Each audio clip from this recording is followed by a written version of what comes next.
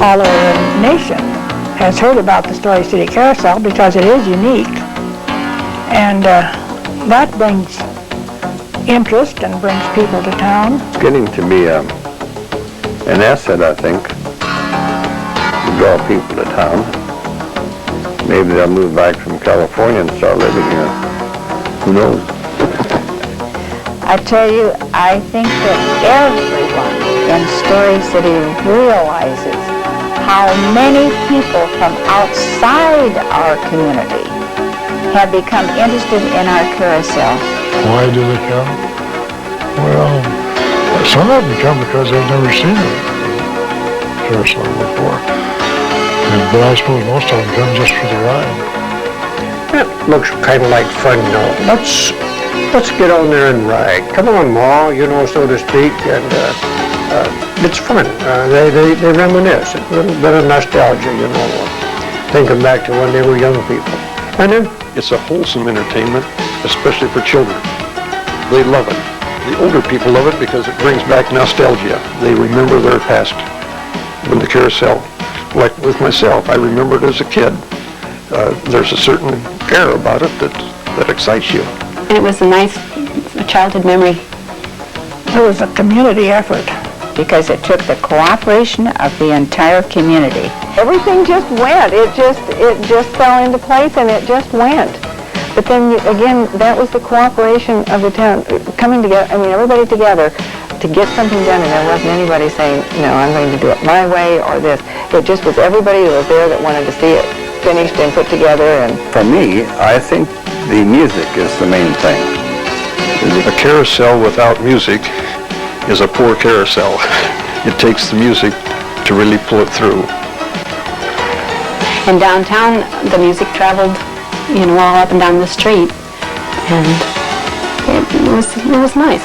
People come back from other states, you know, for celebrations, and they just have sentimental attachments to it. The animals are so well taken care of and beautiful colors, and people just are drawn back to the happy memories of the childhood. And even if they had never ridden a carousel before, there's something magic about that. They just get on it and they smile, so that's great. well, I think when it comes right down to it, there's some children in all of us. Story City, Iowa is a town well known for its antique carousel, which is located in its city park system. Story City has been the permanent residence for this 1913 Herschel Spielman two-abreast model since as early as the 1930s. The carousel has always been a popular attraction, but thanks to a concerted community effort, Story City's carousel is now in better shape than ever. Although thousands of wooden hand-carved carousels were produced in the United States between 1880 and 1913, the numbers still in existence and in working order have all but vanished today. Young and old alike have had a part in the Story City Carousel's restoration and preservation. Time spent on the carousel has brought the community together in work and in play.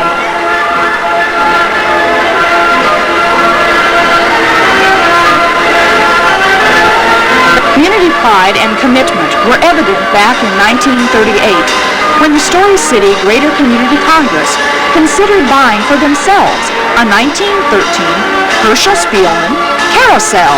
Carousel was purchased, I was too young on that. I was not involved with that at all, but Audley Mullen, I think, at that time was the president of GCC. His name was Audley Mullen, and we came here in 1934 and opened a store, and he became active in community affairs immediately because that's what he was interested in, was promoting the town and promoting his business, of course, and continued very active throughout his life. Mullen was very good. He's a good speaker and he's familiar with it, and he's really the one that got it bought, because this Gifford that had it needed the money, and he didn't care to have it anymore.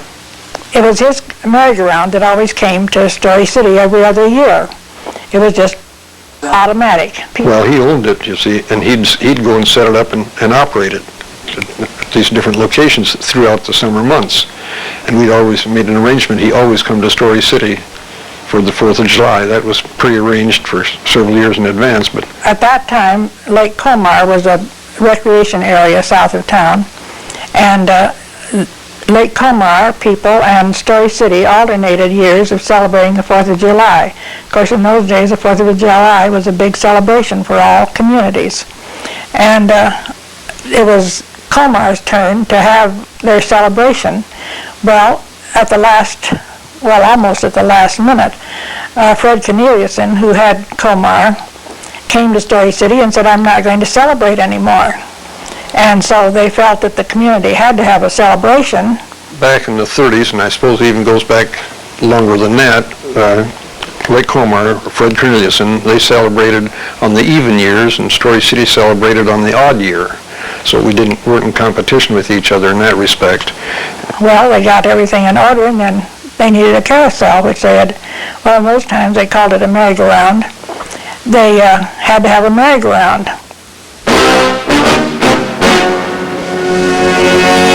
So they called him and said, "We want your merry-go-round this year."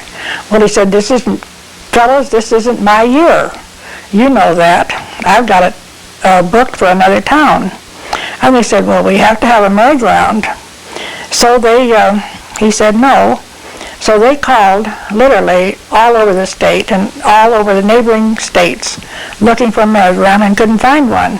So they called back to Griffith and said, "You've got to come." Well, he said, "I can't. I'm booked." And they said, "Well, is there any way you can get out of it?" And he said, "Well, I'll consult my lawyer and look at the contract and we'll see." So he called back shortly and he said, "The only way that you can have it is if you buy it." Well, they hadn't planned on buying a carousel or a merry-go-round. And they were a little taken aback, and they said, "Well, how much do you want for it?" He said $1,200. Well, in those days, $1,200 was quite a bit. So they made some kind of a deal with him that eventually I think they bought it for $1,200, which was good-sized money in those days, too. Would have been enough for 2 cars, maybe. And he said, "I want $200 down, and I'll bring it down."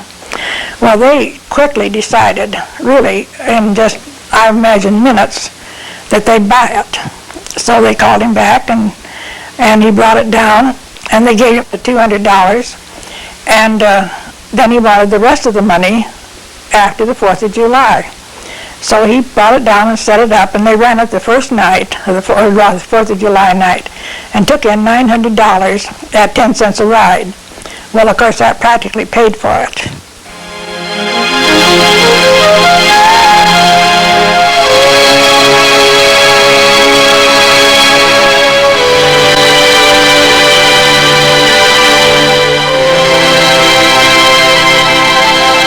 But it was a fun game.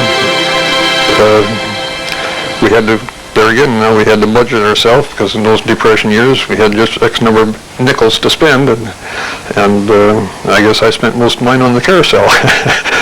Of course, in those days we called it merry-go-round, but, and I think most people still do.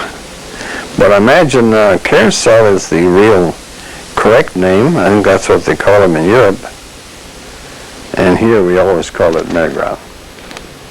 Still do. Some people still call it the merry-go-round. Back in the 30s, as a kid, we used to come over here for the 4th of July. I was born over here, but we lived in Rowan a few of those early years, and we were just over here for the celebration. And that merry-go-round was the attraction of the celebration. Always has been, and still is. Well, the first time I worked on it was July 4th, 1939, and prior to that I may have seen it, but never was associated with it. I was asked to sell tickets that year, and we did, so a lot of tickets, 10 cents a ride, or 10 rides for $1.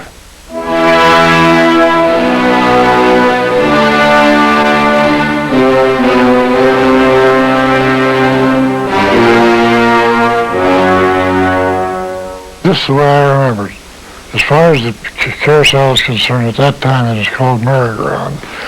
And we set the merry-go-round up in downtown, hoping that the people that had the children with them would let the children ride. And this happened. By the time I was along, the merry-go-round went from here to Webster City for 4th of July celebration.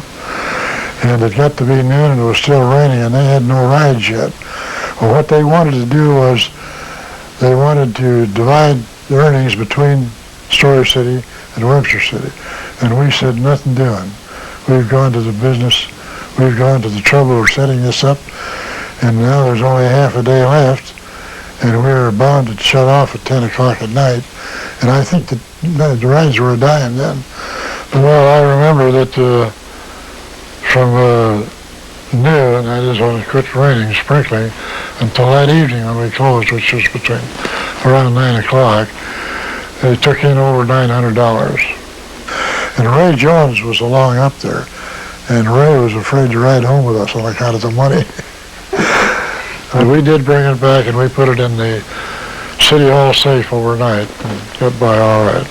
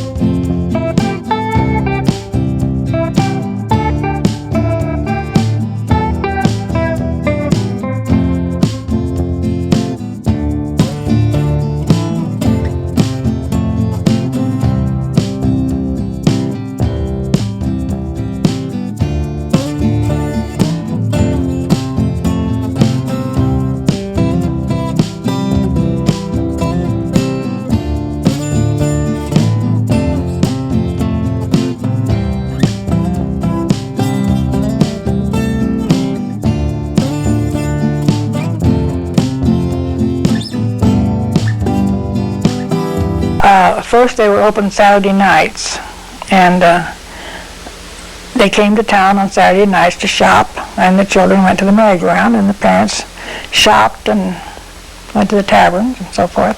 Well, the big night in Story City was Saturday night, and that's when the people come to town. And I worked in the grocery store part of the time, and I remember one fellow in particular, he'd always come in and pay for his shave when he come to town, and you wouldn't see him again till midnight. And he'd be pretty well loaded. Well, it was an event for the children, especially on Saturday night, because That's when Saturday night was the big night in Story City. That was the night that people traded to come in from the country, and it was the big day in the week, you might say. And people would come in there right after supper, you imagine, and they'd stay in town till almost midnight, you know, do their trading and shopping and visiting. And Parents would take their children to the merry-go-round and then go shop. And it was 10 cents a ride, so it was very simple.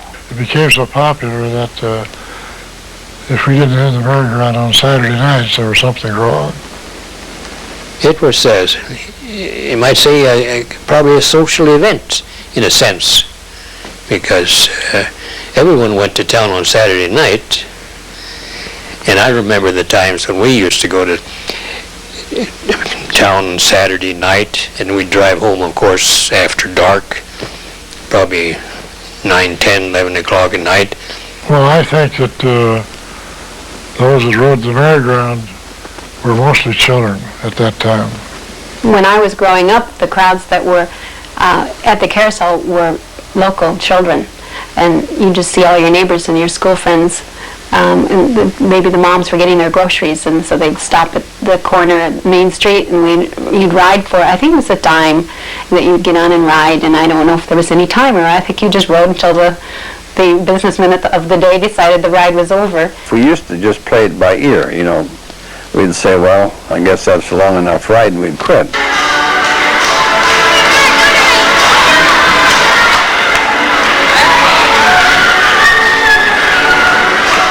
Well, I'd say that most of them were young people, with a few adults. In many cases, the youngster was so small that the parent had to ride with him. We did have one young boy that wouldn't ride anything but a pig. He'd never ride a horse or a dog, just a pig. And he'd come to town and ride that pig until he got tired, which was quite a while. Saturday night became a bad night, and it was open on Friday nights, and then they tried Wednesday nights. And Friday night was a big event in Story City because the stores were open, and the farmers would come to town, and there was the movie, and maybe the band shell with the local band. I remember all of that, and they had the popcorn cart downtown, and so it was pretty festive. So it was just a very natural thing to have the Carousel running at that time. The way we knew it then and the way we know it now, there was just no rides. The merry-go-round was about the only ride we had at that time. A little kid came up to me one day and he said, how much are the rides? And I said, 10 cents or 10 for $1. And he went back and told his dad that I could read his lips, how much, you know. And the kid said 10 rides for $1, so he got 10 rides, which is quite a while, you know. Same horse, round and round. I had a cousin that goes back a good many years, and he was riding the merry-go-round, got on the merry-go-round. The fellow come around for his ticket, and they were all hollering, the first time free, when they started up, you know. And this had been going on for a while, and the gentleman that was going to get his ticket asked Ed, where's your ticket? I ain't got a ticket, he said. They said the first time free, and it's the first time I've ever rode the thing. So it was his first time, and he figured that was what they meant. It was first time free. Animals on this is a pleasure carousel, as they refer to it. You have a warrior fighting, you have a western. So they're the three main ones that I can think of as types of carousels. But this one is what they call a pleasure. When I was a youngster, I had 4 other brothers and sisters, and my dad's an electrician. So the townsmen would be the ones to operate the carousel. It had no building at the time, just I think a canvas canopy sometimes, and sometimes it didn't. But the mechanical device was not real great, and my dad was often called upon to fix it. So whenever it was not working real well, and my dad was running it, we'd all get on there, and we'd ride until he got it fixed. And we loved it when it broke down. Well, that's a kid's deal as far as that goes. But, you know, we got a kind of kick out of it too, in a sense. Grown-ups writing the thing, it was kind of took you back a few years. Sure. Well, I kind of like to ride that gray horse, or pony, I should say. That's the highest priced one. I think that's $1,800 for that one. Well, I wonder if it isn't a merry-go-round was something different. I mean, it was in a sense, it was something that you, I don't know how you would explain it exactly, but it was kind of a thrill in itself. Ride this thing, and of course, it appeals to the children, of course, basically. So there's something about it that in your childhood you think of these incidents that you got a kick out of, you know. That's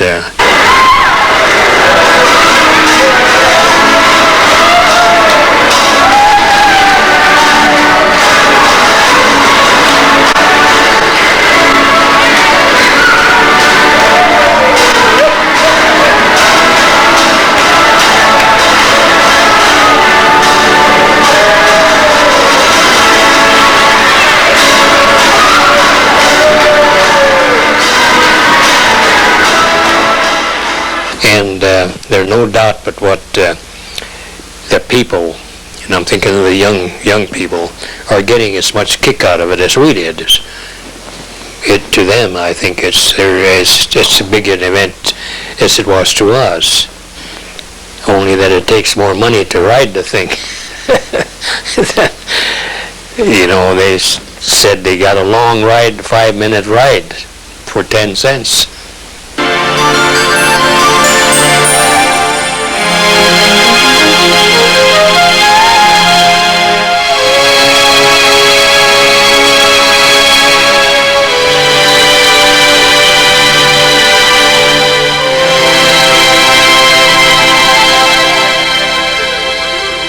Of July 1939, Hazel Henryson Broughton and Phyllis Smallmonger Hermanson and I had all played in the band, the city band, and I think we'd gone up to my house. After the band concert, then we went up to my home at 928 Broad and changed clothes and out of our band uniforms and went down the park again. We were going to go for a ride on the Carousel, and when we got down there we met Ted Jacobson and Andy Nelson and Arvin Nelson. Well, Phyllis was a cousin to both Arvin and Andy, and so she knew them, and all of us knew Ted. And I don't know if they introduced us or not, but I did have a pin on that said Hazel. It wasn't my pin, it belonged to Hazel Henryson. So I haven't found out my first name that way. And we rode on the merry-go-round. We rode in the tub, and Ted got it going fast. And Arvin was almost sick from the ride in the tub. And I do remember when we were riding this silly tub, Ted Jacobson got a hold of that little wheel in the middle and started going round and round with it. Like Hazel mentioned, I pretty near got sick. I didn't get real sick to my stomach, but I darn near did anyhow. And then afterwards, I suppose we ate a whole bunch of stuff or whatever they had to sell down the park, and I imagine I'm sure, I can't remember, I was so overcome with her beauty, you know. But when Arvin and I walked up to my house, and he still didn't know my last name. And when we went inside, my parents had their wedding license framed, and it was hanging on the wall in the living room. So he read it, and he found out what my last name was. And Ted he asked me for another date, and we've been seeing each other ever since. Yeah, 89 was our 50th anniversary of our ride on the merry-go-round, so of course since then the merry-go-round has been restored. We went down anyhow on that 4th of July of 89 to definitely ride the merry-go-round to celebrate the anniversary of our first date on the merry-go-round. And let's see, I think Orly and Charles E. Kilburn were down there, and they had a camera. In fact, they were operating the carousel that day. So they took some pictures of us riding it. Then I got a bright idea. I said to his, well, you know, I says, this is our 50th anniversary. So I gave Orly and Charles E. a check for $50 to give free rides on the merry-go-round, compliments of Irvin and Hazel Nelson for the balance of the